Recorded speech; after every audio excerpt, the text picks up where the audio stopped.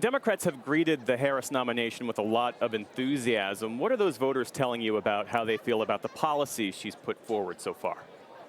Jeff, Harris and her running mate have really leaned into their middle class credentials. And Harris has recently been highlighting the fact that she worked at McDonald's during college in both a campaign ad and on the trail. And Tim Walz has gone after J.D. Vance and former President Trump for their Ivy League background. And that Stephanie Hart, that bakery business owner that I spoke to here in Chicago, specifically mentioned Harris coming from the middle class as something that really resonates with her. Other voters said that as well. Stephanie Hart employs more than 40 people, many of them women with children. And she said that she really likes Kamala Harris's child care proposals. And just this past week, Harris unveiled more proposals on that, saying that she wants to expand the child tax credit to some $6,000 for parents with newborn children, as well as $3,600 for parents the rest of their children's upbringing.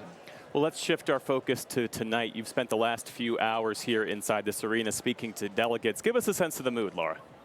There's a palpable excitement here, Jeff, and in many ways right now inside of the arena, despite what we know what's happening on outside, this is a celebration of the Harris-Walz ticket because they have already been formally nominated and clinched the nomination.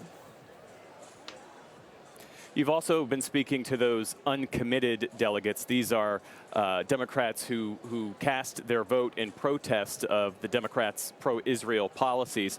What have they been telling you?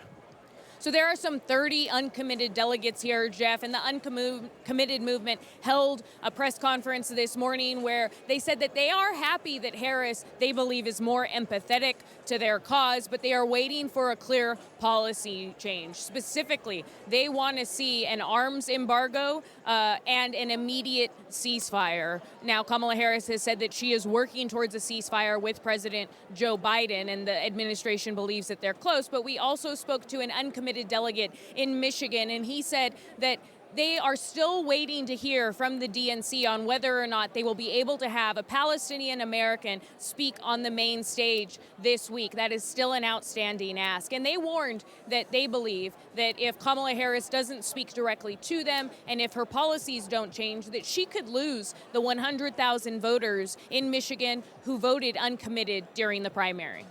And lastly, Laura, what can we expect tonight as this convention gets underway, day one? We're going to be hearing from some big names tonight in Democratic politics, Jeff. House Democrats like Jim Clyburn, Alexandria Ocasio-Cortez, and Jamie Raskin. We're also going to be hearing from First Lady Jill Biden, former Secretary of State Hillary Clinton, and of course tonight the big keynote address is coming from President Joe Biden himself, and he's going to be introduced by his daughter Ashley, and this is a marking of his legacy, Jeff. Very different than what the president initially expected, but tonight is going to be honoring his legacy and also a passing of the torch from him to Kamala Harris. Laura Barone Lopez. Laura, thanks as always. Thank you.